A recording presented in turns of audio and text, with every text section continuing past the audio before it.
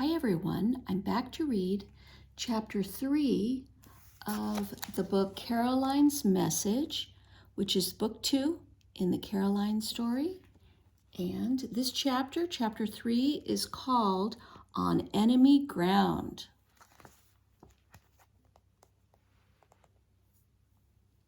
Mama began to row the skiff through the harbor. Several honking geese flew past. Caroline heard the sailors on a nearby schooner bellowing, "Heave, heave, heave," as they raised the sail. Perhaps they would head out a search for British ships, and we're heading out on a dangerous trip too, Caroline thought. Once they reached the open lake, Mama paused, shrugging her shoulders to ease her muscles. "The wind is perfect today," she said. Caroline lifted her face and tried to consider the wind against her cheeks, as Papa had taught her. "The breeze seems strong, but not too strong," she agreed. "Shall we set the sail?" As Caroline raised the sail, her spirits lifted too. She hadn't traveled on Lake Ontario in all the months since the British had captured Papa. In spite of her worries, being back on the water made her happy. She closed her eyes for a moment, feeling the skiff bob on the choppy water. Papa will come home, Caroline told herself. She'd prove herself steady enough to make a good captain. And one day, Papa would build a sloop just for her. The skiff rose on a little wave and then dropped again. Caroline's eyes flew open as an icy spray of water hit her face. "Try not to get splashed," Mama warned. Her cheeks were already bright red from cold. Caroline wiped her cheek with one hand. The wind that filled her sail also knifed through her cloak. This was a dangerous time of year to travel in such a small boat. If the storm blew up and swamped the little skiff, she and Mama might freeze before reaching shore or getting rescued. "I'll stay dry," Caroline promised, knowing that Papa built this skiff makes me feel safe. It's almost as if he's here taking care of us. And maybe Papa will soon be sailing it himself.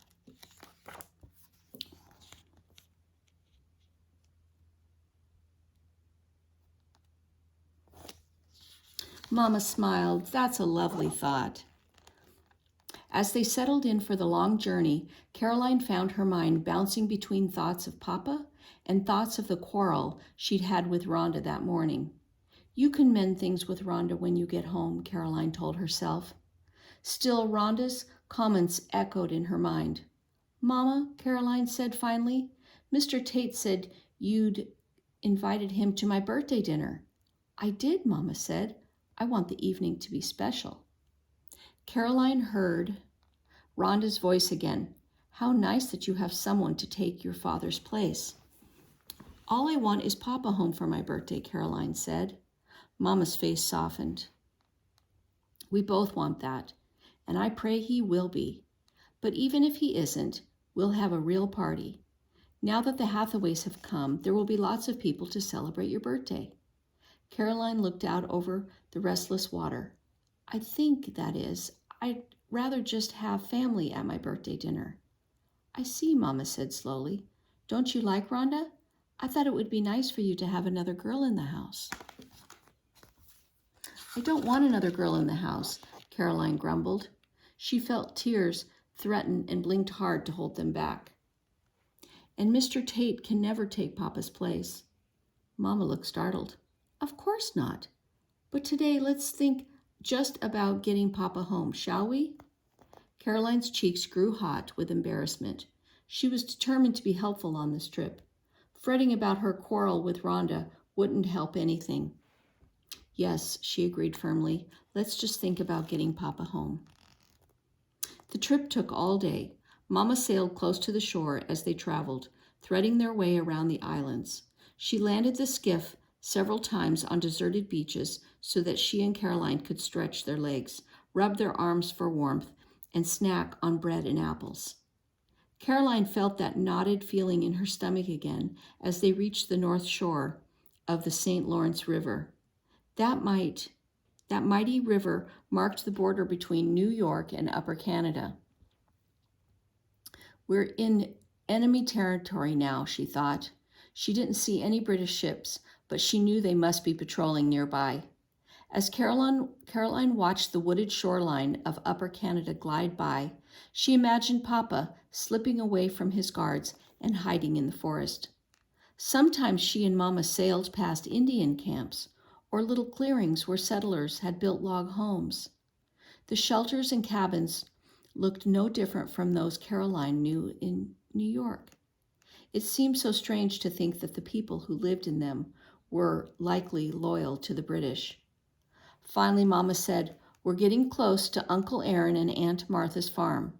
You've done well today, Caroline." Mama's praise made Caroline feel good, and she was glad she hadn't complained about the cold or her growing hunger. Still, by the time the cabin came into view a few miles east of Kingston, Caroline felt hollow and frozen to the bone.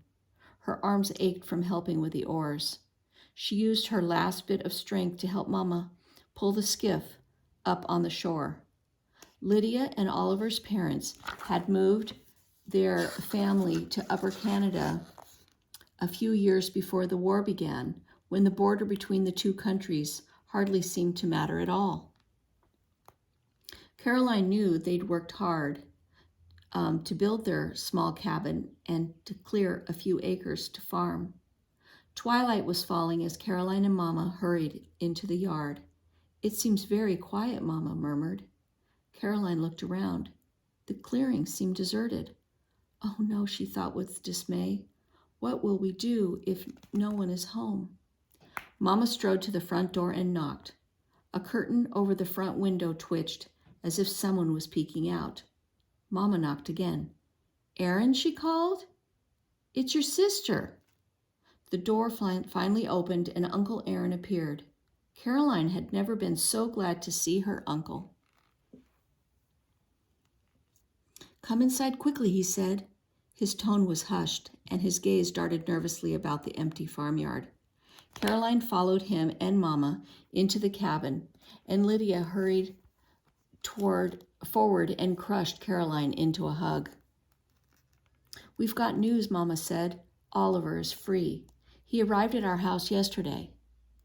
Aunt Martha caught her breath and her eyes filled with tears. Uncle Aaron whispered, "God be praised." Lydia squeezed Caroline's hand. Then Uncle Aaron cleared his throat. "It's wonderful to see you both, and we want to hear more. But first, did you sail over?" "Our skiff is down on the beach," Caroline said. "We'll have to hide it," Uncle Aaron said. "Martha, Lydia, come help with the boat. Caroline, you stay here and warm up." Lydia followed her parents and Mama outside. Alone in the cabin, Caroline shivered with fear as much as cold. Why was Uncle Aaron acting so strange, and why was he so worried about the skiff? She sank onto the stool by the big hearth and stared at the crackling flames. A kettle of stew bubbled over the fire, and the room smelled of cider vinegar, hickory smoke, venison, and molasses pie. Caroline breathed in the comforting harvest time scents. When her fingers were warm, she tugged off her gloves, reached into her travel bag, and pulled out her embroidery. "I'm glad I brought this," she thought, even though she had to lean toward the fire to see well enough to stitch. She smoothed the embroidery over her lap and studied it, thinking of the colors. Lake Ontario showed on sunny days. She decided to add streaks of green to the blue water she already created with silk thread. The familiar challenge of blending colors occupied her thoughts and calmed her hands. By the time the others returned, Caroline, shivering, had stopped. "We're glad you're here," Aunt Martha said. She kissed Caroline's cheek. "We'll dish you up some stew. You'll feel better after a hot meal." Caroline tucked her embroidery away. Uncle Aaron sat down by the far side of the hearth and gestured Mama into another chair. "I'm sorry if I didn't seem welcoming," he said to Caroline. "These are dangerous times. We've learned to be cautious when we hear voices outside. It might be friends coming, or it might be loyalists, people who support the British. Caroline's fingers trembled as she accepted a bowl from Lydia. The stew was thick with tender chunks of venison, potatoes, and carrots. After one bite, Caroline felt a little better. Uncle Aaron took his clay pipe from its holder near the hearth, filled the bowl with tobacco, and used a long, curled wood shaving to light it. Since the war began, things have become difficult for newcomers like us, he explained. People who settled here 30 years ago suspect that we are still Americans at heart and not truly loyal to King George. They think we moved north only to gain farmland. And they are right, Aunt Martha murmured. She ladled stew into another wooden bowl. I want to stay out of this war altogether, Uncle Aaron said. But by law, I must serve in the British militia. I could be called to duty any moment. Oh no, Caroline whispered. Uncle Aaron might end up fighting his former friends and neighbors. She glanced at Lydia and saw misery in her cousin's face. Uncle Aaron sighed. I've examined my heart. I cannot stay here and fight for the king. So Martha and I have decided to move back to New York. We've been building a boat secretly in the woods. If our luck holds, we'll finish the boat in time to cross the St. Lawrence River before it ices over. But if our loyalist neighbors realize what we're doing, we could be arrested as traitors. Caroline gasped. Traitors could be imprisoned or hanged. She put her bowl down, no longer hungry.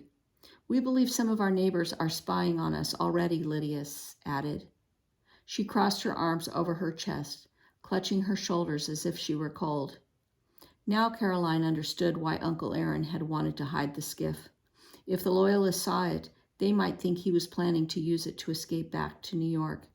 Please be careful, she begged. We will, Uncle Aaron promised, but even in the flickering firelight, worry showed on his face. Now please tell us about Oliver. Is he well? Mama and Caroline told the story of Oliver's release. He's worn down, but he'll be fine, Mama finished. He brought bad news, though, Caroline said. He told us that the British are planning to send prisoners to Halifax. Oliver thinks that if Papa ends up on a ship to Halifax, he should try to escape. That's why we're here, Mama said. I'm going to argue for my husband's release. If I fail, I'll try to let him know what Oliver advises. Uncle Aaron got to his feet and began to pace the room. But if John does escape, what then? The weather is already harsh, and it will only get colder. How would he get back to New York? Papa could do it, Caroline insisted. Her aunt glanced nervously toward the door, and Caroline lowered her voice. He knows this end of the lake as well as anybody. That won't keep him safe, Uncle Aaron broke in. Yes, he knows the marshes and the currents, and at one time he knew everyone who lived along these shores, but that's no longer enough. Aunt Martha explained, your father has no way of knowing which families he can trust or where the British gunboats patrol. If the British were to capture him a second time, he would be treated much more harshly. Then we must get him the information he needs, Mama said briskly.